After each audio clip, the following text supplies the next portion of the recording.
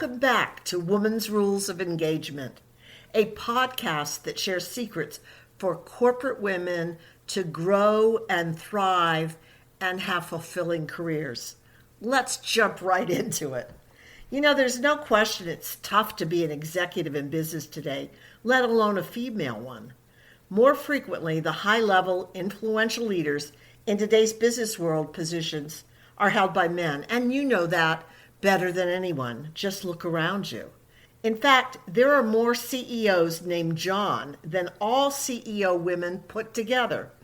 I hate that thought and that statistic, but it is, and it doesn't have to be and is for you. Through this lopsided lens, women seemingly fall short of the mark in the eyes of the career decision makers, and sadly, it seems to me, sometimes in our own as well.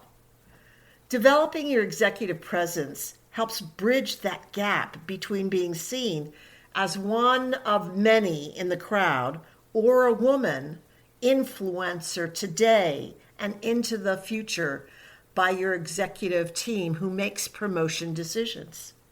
If you're shaking your head thinking, executive presence can't do that, I mean, it's way too frivolous a concept. It can't affect my career that dramatically. Au contraire. According to the Center for Talent Innovation, executive presence counts for 26% of what it takes to get promoted. 26%. With this statistic smacking you in the face, you can't ignore developing executive presence. Now, women, despite knowing how important executive presence is, say one of the problems they have is that 81% of them say they're unclear about how to act on the often contradictory and confusing feedback they receive from leaders regarding this quality in them. You know, this last statistic isn't a surprise. Executive presence is an inside-out affair. It is you recognizing your value and letting it emerge into the world. And this is why I'm focusing on practical, easy to implement tips that will be in integrity with who you are and what you want from your career. I'm starting out with 3 yeses that come out of my early experience gaining executive presence. They may seem a little bit off the wall to you, but they had a big impact on me. So don't tune out. Say yes to envisioning being a leader. Try this exercise on for size. It had a life-altering impact on me, and I know it will be for you as well.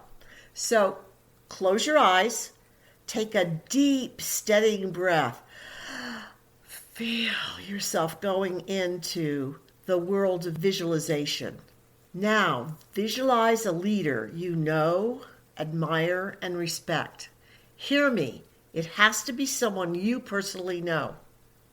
Then imagine how he/she stands, or how he shakes hands, or how he/she looks you in the eye, or how he speaks, how he/she is when walking into a room. It's you getting inside the skin of this much admired leader of yours. Slowly imagine sliding inside his or her beingness. Now look around. Feel, sense, and become the business leader. Perhaps pretend in your mind's eye to interact with others. Did you see a higher level of presence than you usually experience? I mean, did you sense there was more in you than you ever thought before? Is the gap between you and how this other person shows up big? This gap between what you feel and what you now have become aware of is possibly you giving away your power every single solitary day without knowing it.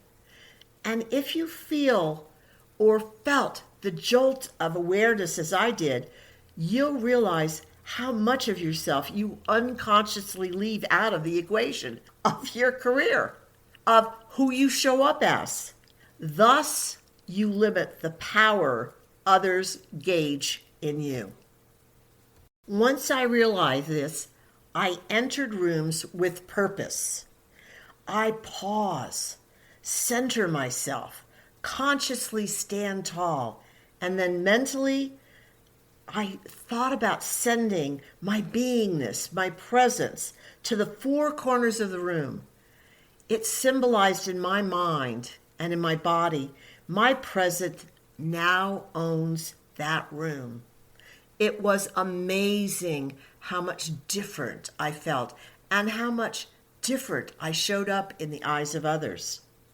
So the secret to executive presence is not holding pieces of yourself back from the world, because you're frightened to show up that way or you have insecurities, but rather bravely reaching out and sharing all you are and all you can be with others. Next is say yes to believing it isn't merely about experience and expertise. I know this better than most. My first big training assignment was with Paramount Studios. Not bad, huh? I was pretty proud of that because it was my first job on my new company that I'd created. So I was smiling, grinning, ear to ear as I walked through the iconic gates for the first day of a 2-day leadership development program. I was ready to kill it, or so I thought. I had the expertise, I'd slaved over my content, and yes, I was revved up, ready to go, locked and loaded, as some might say. However, later that evening was a very different story. I was devastated, crushed. The day was a failure. No question about it. I'd crashed and burned, and on top of that, I had to go back to do it all over again the next day. As I squirmed in anguish, that wise, still, soft voice within asked me, what is success? Is it you looking good, or is it the participants receiving value? Oh no, gut check. My attention had been on me, revealing my expertise. The next day I went into the training event unconcerned whether I looked good or not. My sole purpose, my sole focus was on the aha shifts occurring for every attendee, period. And guess what? Success. At the end of the day, the assessment comments were glowing, all because I did one small about face, well, I guess it was a big one, and focused on them. So resting your presence exclusively on knowledge and technical expertise is not a winning foundation for those on leadership track. And how do I know this for sure? Well, I had a meeting with the studio head who had hired me. He said right off the bat, "Did you take me on a roller coaster ride?" Oh boy.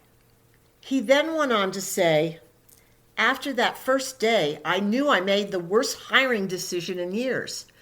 Do you hear that? And can you imagine how my heart just sunk? The worst hiring decision?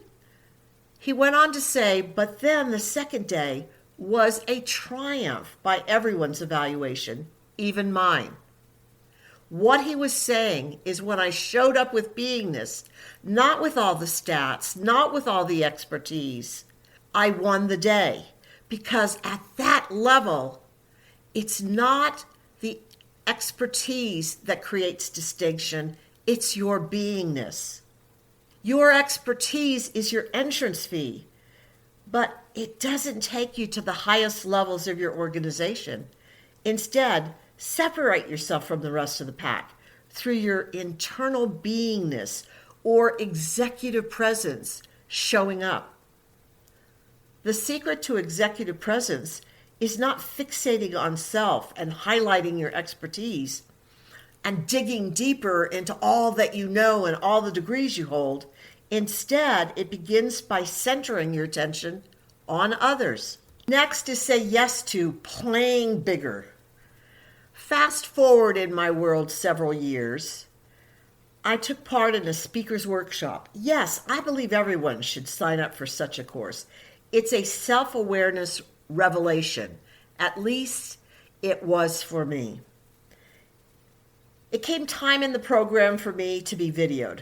I reached my hand into that bucket to pull out my random topic.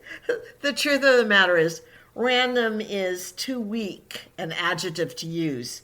It was much more off the wall topic. Polish the elephant's toenails. I decided to have fun by playing it broad and clown-like, bigger than I felt. After all, what did I have to lose? I began by boldly, dramatically pretending to heft up one of the elephant's foot, all the while swiping its toes with what I imagined to be a vivid, incandescent peak and expansive gestures. I felt as though I'd fallen into the land of the garish, slapstick comedian world. My performance didn't feel like an act that was in any way related to me learning anything for business. Fun, but it really was completely meaningless. Then I watched the video. It showed the reality. How wrong I was. Out of that one exercise, I received a vital, never forgotten lesson. Those huge gestures were way too puny. I showed up way too small. So much more of me could have come out. So much more of me could have had fun and been bold. The secret to executive presence is to release yourself to be bigger than you may be comfortable being right now. But expand your borders. But then, as you do that, something magic happens. You discover that there is really more to you than you ever conceived. The reality is, there is so much more that you could share with the world. The next one is say yes to building your confidence. Being perceived as a future leader is always an inside-out affair, and confidence is fundamental. Somehow many of we women have bought into this limiting self-belief that it's a sin against femininity for us to be self-assured. Often, in our vernacular, we think and call it cocky or bragging or showing off. I have to tell you, if you buy into that premise, you're impairing your career mightily. It is a fact you can't express yourself in the same fashion as a man. I don't want you to. Your femininity is your winning formula. It brings its own power to business that companies need right now. Promote your confidence by accepting praise, stretching your comfort zone, expanding your bravery, questioning yourself less, trusting yourself more, and speaking up when you have ideas. The secret is, it is your internal beingness and sense of self that draws others to you, including senior leaders. They are drawn to you, and then they start judging you based upon the leadership material that emerges from you. Next is say yes. It begins with communication. Women own communication, and yet sometimes we undercut the strength by the words we employ. Do you ever hear yourself saying, "I'm sorry," or "I'll try," or "it's just"? Others, particularly male leaders, perceive these empty phrases as competency diminishers. It negatively impacts how the movers and shakers in your organization perceive you. Eliminating these words from your lexicon will go a long way toward being recognized for who you are, an accomplished, intelligent, confident woman everyone sees as the future of the company. I also suggest, and hear this, at some unconscious level, continually expressing such weak verbiage is undermining how powerful you feel about yourself as well. The secret is allowing your belief in self to be reflected in the words and tone you employ. It sets the stage for being perceived as a leader. The next and last one is say yes to being delighted with your appearance. Although this aspect compromises only 5% of executive presence, and I hate to say this out loud because it sounds so shallow and unrelated to business. However, if you don't make the cut on appearance, don't worry about any other facet of executive presence because this one could knock you out of the game entirely. The good news is it isn't about gorgeousness. Rather, it's about what you do with what you have. Grooming and putting yourself together signals you're serious about your work and your job and your pathway to leadership. Keep in mind, dressing authentically with your executive presence in mind and your company's culture is a winning formula. You know, one competent executive woman I worked with couldn't figure out how to crack the promotion code. She wanted to get into the highest ranks and she truly believed she deserved to be there. There's no doubt the decision makers saw value in Sarah as she was a go-to person on their list to assign the critical success must be done projects. Sarah couldn't figure out a way to get career traction, even with all her expertise and bandwidth. She was frustrated, even considered leaving the company. Her appearance was always impeccable. And yet, this was an area that concerned me. Why? Alice looked a bit like Alice of Alice in Wonderland fame. Despite being in her 40s, youthfulness shone from her face. Adding to this, she wore her long blonde hair straight down her back, almost touching her derriere. I delicately suggested cutting her hair, which was a no-go, absolute no-go. But a couple of months later, much to my surprise, and I was thrilled, she came in with her hair coiffed and cut. Wow! She looked like an executive ready to command attention. 6 months later, Sarah's promotion to the C-suite was announced. She was delighted with her 5% executive presence hair impact. The secret, occasionally, the issue is external. Be open to transforming yourself. The outcome often is worth it. As you can see, executive presence is about speaking powerfully, being the best you can in appearance and attitude. It's showing up confidently. More importantly, it's about paying attention to others. After all, leadership is truly about inspiring the best in everyone. When you think about the yeses we've discussed, which one most resonates with you? Taking on executive presence is challenging. There's no doubt about it. And it's also a heck of a lot of fun. You learn things about yourself that you never, ever imagined. Think about how big you want to paint your proverbial toenails. What are you going to exhibit moving forward from Women's Rules of Engagement? Your growth rests in your hands. I'm looking forward to you coming back again and hearing and using yet more practical, workable solutions you can incorporate into your winning career story. Much success, always.